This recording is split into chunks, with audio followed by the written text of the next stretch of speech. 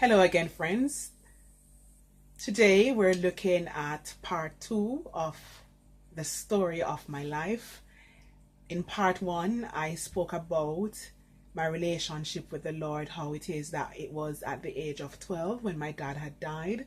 Shortly after that, I, got saved and started walking with the Lord. And I spoke about how it is that even though I'd lost my earthly father, and there was this void that I never thought would have been filled, having really a relationship with God did change that.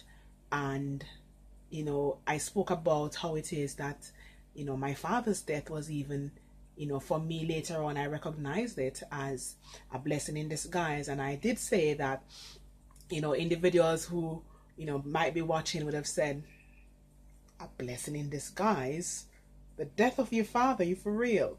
But it was, and I want to expound on that. I want to explain why I said that.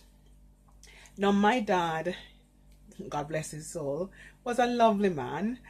However, he had some, I would say, archaic ways about him.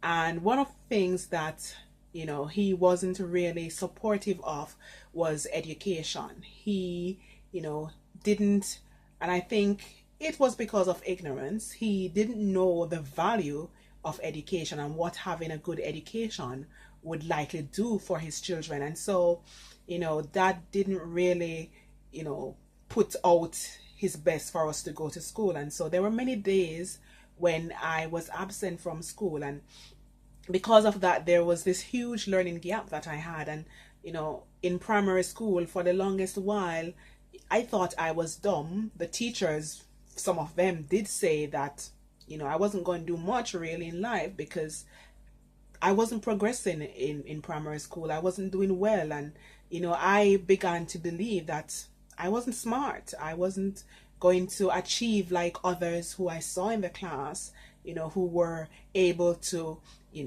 get their work done and get it done correctly. I was struggling. And that for me, I started seeing myself through my father's eyes. I was going to be one of his daughter who probably stayed at home and helped to take care of the house.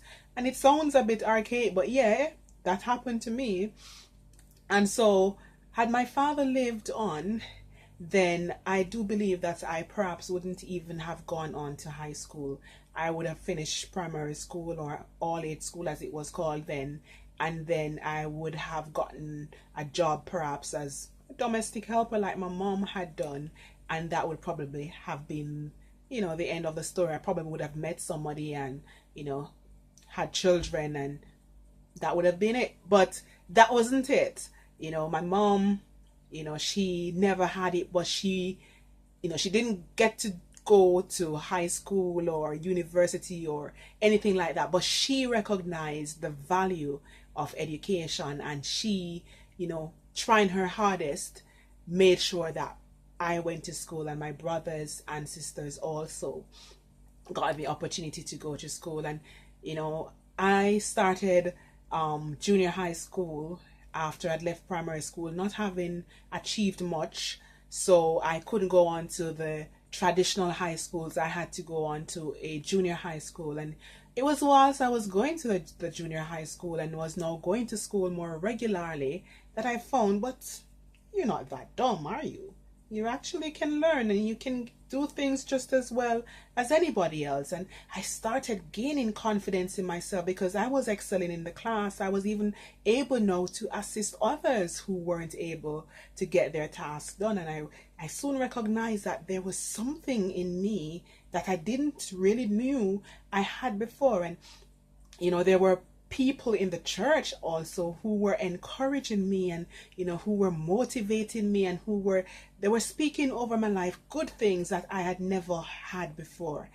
And I started excelling in junior high school, and then I did the exam and I did pass it this time and was able to move on to high school. And then that's where the journey really began, because in high school it required now far more than it did when I was going to junior high, because I was living closer to the school. But now that I was going to go on to high school, which was farther away, the expenses were getting more. The resources that I needed for high school was far more than junior high, and I just didn't have the means by which to access these things. My mom couldn't help me because there were other brothers and sisters who also required these things. And God was good to me. He gave me that inner strength where, even though it seemed as if, okay, then the odds are now stacked up against you, and even though you've been given this opportunity, you might still not be able to achieve. He gave me this inner strength, and I got a job, and it wasn't the most like well paid job, or most well looked upon job. I had to start cleaning floors, and it was whilst cleaning floors that I was able to earn enough to pay my fare to go to school. And from there I thought, this will not be the life for me. I will not be cleaning somebody else's floor for the rest of my life. I am definitely going to be achieving. And so for the 4 years that I went to high school, I cleaned floor. For every Saturday I went early and I cleaned floor, and I got my money and I went to school the following week. I didn't let this in any way discourage me. I kept at it. When my friends were going out on a Saturday to have fun in the town, I couldn't go because I had to go to work. But as I said from my earlier video, I had to grow up overnight, and so for me, going to work was just normal. It didn't seem like anything strange that, as a young child, I wasn't, able to go and socialize with friends and have a good time. I had to be going to work. It seemed normal to me. I didn't think anything of it. Actually, I loved doing it, because for me, I was earning my own money, and that sense of independence that it gave me, made me not see that, oh, I could be doing something else. It was just what I thought it was the best thing to do.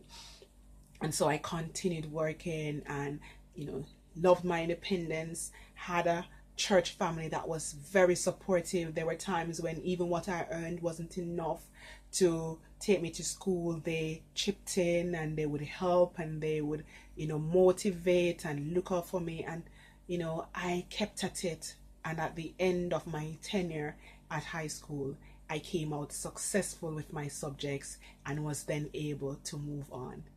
The story, of course, continues, because this is not the end of it, but I want to just make known that all that I was able to do, all the challenges that I faced and overcame, was not about my own strength or my own knowledge or my own initiative, but added to all that, my knowledge, my strength, my initiative, was God. If it had not been for the Lord who was on my side, I wouldn't have been able to make it. I would have given up, because there were days, even though I wanted to do it, there were days when I felt like this was just too much for one young person to go through. But God never gave me that chance to give up. Every time I wanted it to throw in the curtains, he would send people. He would send a word. He would send somebody to come and encourage me. Somebody to come and say, Sharon, you're going to make it. You're doing well. And that gave me the spirit and the drive to carry on. And today I am so thankful. If I had to do it over again, would I do it? Well, it was hard, but because of who I am today, because of what I have learned from the experience, I would do it again, because I am a better woman for having gone through the process that I had to go through to get to the end result, the product that I am today. And so there may be individuals out there who are having challenging times, and who, might have had things happen in your life, and you think that there's just no way you're going to be able to make it. And, it's as if the odds are against you, and you feel as if you've been dealt an unfair hand of cards, as it were. But don't look at life like that.